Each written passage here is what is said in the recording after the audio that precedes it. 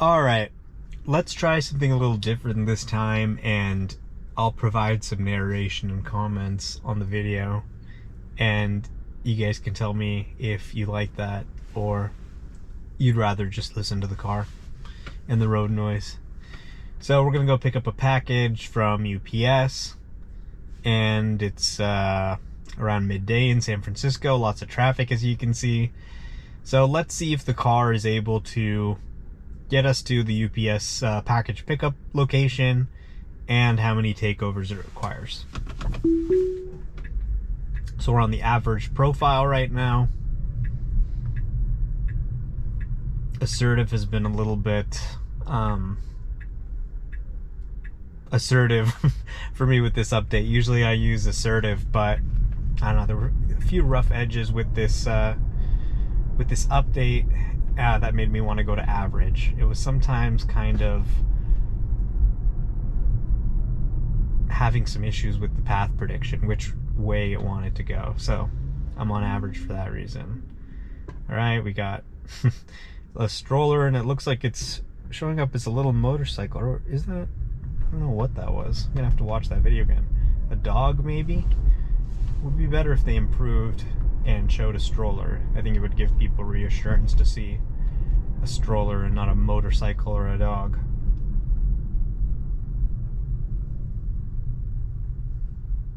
But it did the right thing, so that's what's most important. Okay, great stop. That was actually pretty interesting. There was a truck there, and he was just waiting. He had his blinkers on, and so it went because his hazard lights were on. And that was, you know, normally you would expect it to stop there and wait. All right, so there's a pedestrian crossing, so it's waiting to make the right turn before the pedestrian crosses. All right, pedestrian crossed. Very smooth today. Last night I was coming back from dinner, and it was so strange. I don't know if it was just because there was too much traffic or something, but it was just the wheel was going left and right, and it was just bad. Sometimes they're just bad drives. So, you know, it doesn't mean I don't love the software or whatever, but it was just kind of strange. I don't know what exactly was going on.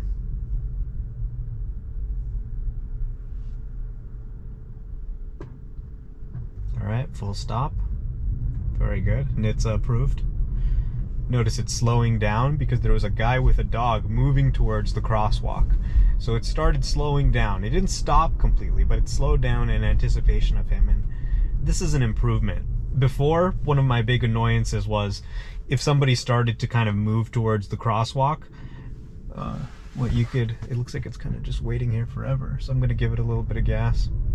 But yeah, like I was saying, one of the issues was if somebody, you know, would kind of walk towards the crosswalk, the car could just slam on the brakes.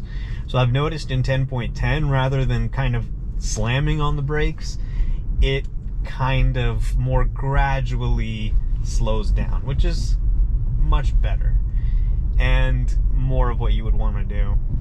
I would also suggest lateral movements, moving left and right, rather than slowing down or stopping in many occasions. Like, for example, sometimes the software will slam on the brakes because it thinks somebody's merging or something like that, when a more appropriate action may have been to just try and move further away so that, you know, if somebody's coming on the right, it's not as big of a deal. The chance of anything happening is less by you moving left, and then you don't have to slow down as much or even at all. More tools in the toolbox. Okay, again, it slowed down. I don't know why it did that. I have noticed it kind of has this issue on hills sometimes. It used to do it, and maybe it did it in a bad way, in the sense that it maybe didn't have full visibility, but it was just going. So I think the reason why it's stopping is it doesn't feel that it has confidence in going forward. So that's obviously an issue because we have a lot of hills in San Francisco, and pushing the accelerator is slightly annoying, but it's not the end of the world. Okay, here's a guy who's going into the crosswalk, and it's slowed down for him. Okay, whoa. Okay, that was good. I mean, that's San Francisco for you. kind of stuff happens every day. So the guy started walking into the crosswalk, it waited for him, then he stopped, so it went, and then this guy jumped out.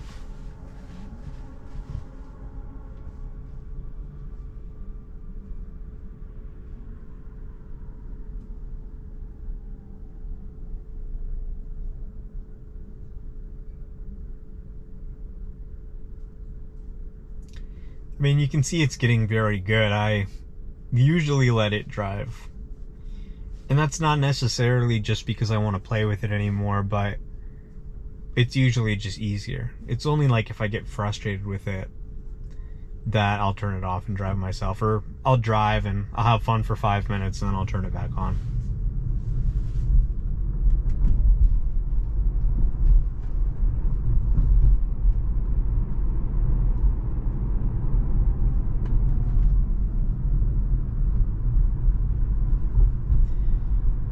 I mean, these are very steep, hilly roads. This is something that in the previous autopilot was always challenging.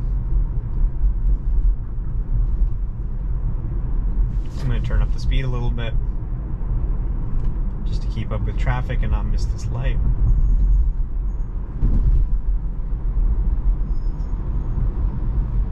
Don't tell Nitsa we're allowed to speed.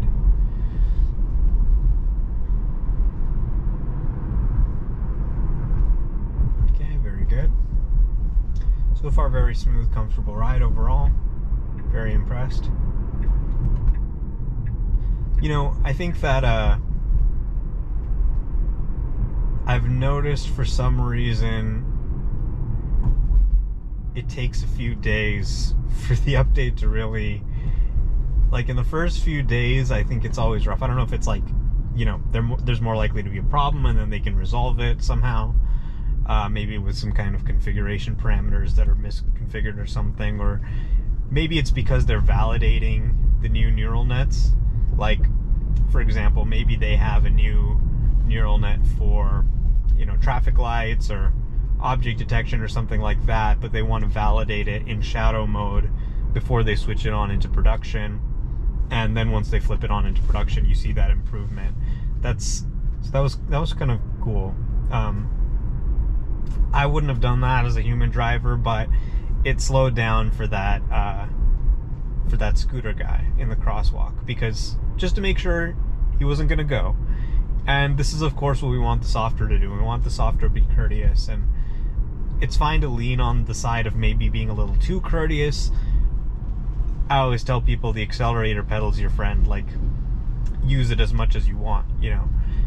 And some people are like, well, you know, they see the, you know, using the accelerator pedal as a bad thing, or using the blinkers as a bad thing, or whatever. And this is really only kind of people wanting to make pretend that they are in an autonomous car, because this isn't an autonomous car. It's a driver assistance system. The foundations of this technology, okay, so it's turning left, there's a guy crossing the street, it's waiting for him to cross the street. It's a yellow light. Will it go for it? It's going on the yellow, which I like. And now it's a red light and it's just stuck here, so I'm going to give it a little gas. Okay, I'll give that an 8 out of 10. If it was a green light, I think it would have been flawless. I've noticed it has this issue where if it's late to a yellow light, it sometimes stops in the middle of the intersection and you have to give it gas. Like, it's really the most ridiculous bug. Like, most of the time it'll handle the yellow light flawlessly. It'll either go or stop. But sometimes if the light turns red and it's like 90% through but can still see the light, it'll start slowing down or stopping. And it's like, what the hell? You should know, obviously, that we've now entered the intersection. We're in this too deep. It's time to go. So that's a bug hopefully they'll fix. I'm not sure if that's exactly what's happening there, but it could be.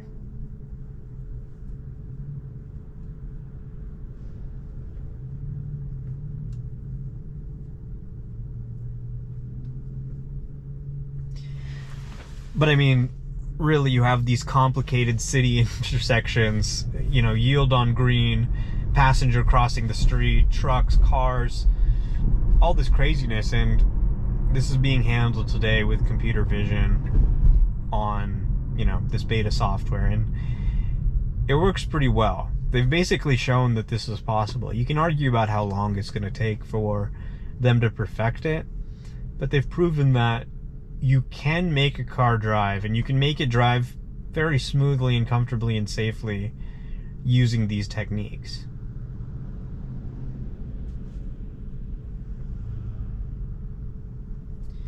This is another thing, the visualization, it really gives you eyes in the back of your head. Like, I knew that motorcyclist was coming, and maybe it doesn't matter, but let's say that lane was empty and I was thinking about jumping into that lane really quickly with my 0 to 60 in 3 second acceleration, and that creates the risk of a collision with the motorcyclist who's approaching. Well, that's less likely to happen because I can see the vehicle on the visualization.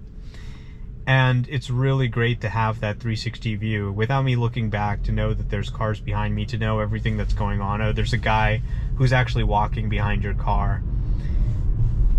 People are just so focused on, oh, what the hell? See, this is the problem with FSD Beta 10.10, that it just wanted to go left, I think. And we were supposed to go straight. This is a pretty serious issue, I think.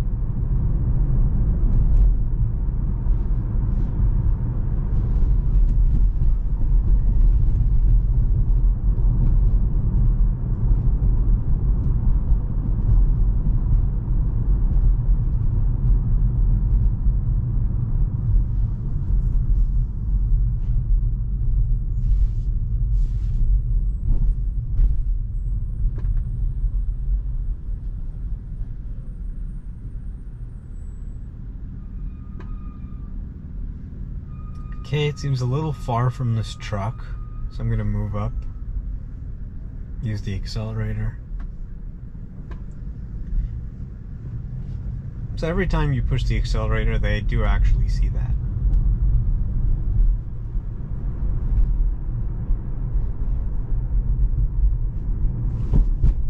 Okay, a little bit of shakiness on the wheel here. Looks a little bit confused. It wants to get into the left turn lane, but there's these cars there, so I think that was confusing it. Now there's a truck going in, so I can't get into the lane that maybe it wanted to, but it looks like this is also a left turn lane, so that should be fine.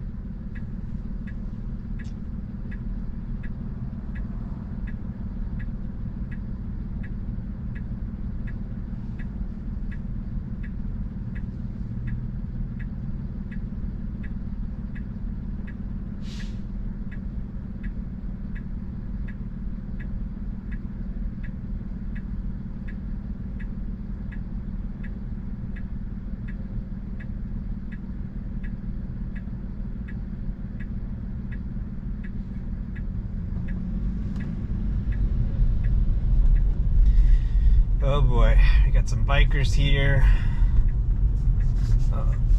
Okay, so it's moving away from the bikers, which is kind of an interesting choice. Maybe excessively cautious. Not what a human would have done. They would have just not hit the biker. Okay, it feels like it's going too fast. I'm going to slow it down. Maybe I've noticed that. It always... Maybe that is the speed limit, or it's the wrong speed limit. I'm not sure, but it felt too fast to me.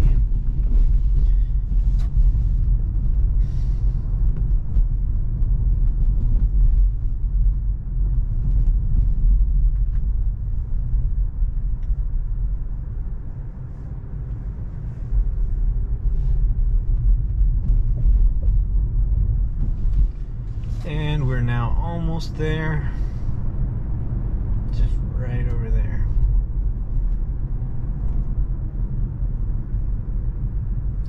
See, if I were driving right now, I would be driving very fast. I would probably roll the stop sign, and I would be getting there very fast to make the green light. FSD doesn't do that. It's just driving, you know, excessively slow, maybe, and being cautious. And this is really the potential of driver assist. That if people are using driver assist, rather than kind of succumbing to their maybe not so wise instincts in driving, they'll just let the computer make decisions, and the computer is going to make some fairly safe decisions, and they're going to be there to supervise it. And yeah, in this limited beta state, it may do some things, like we had that takeover. That was pretty bad, I think. That's a new bug in this version. It wasn't really doing that much before. So this is probably why I think I emailed them about this and told them they should probably look at it before they roll it out further. So that may be the holdup. Okay, so it's, yeah, the destination's here. So it stops when it gets to the destination, and it'll say, okay, so it's here, and I'm going to turn it off. All right, so we made it. We had one takeover. And yeah, you can see that, you know, even though there's takeovers in this beta state, there can be some rough edges like that. It can potentially even be dangerous, but, you know, if you're a human driver, normally if I'm not making a video, I've got my hand like this on the wheel all the time. So any tiny movement, I take the wheel, and it's completely effortless. So I think, yes, some things like what we saw with that takeover are going to happen, yeah. And that's okay, because the software is designed for it.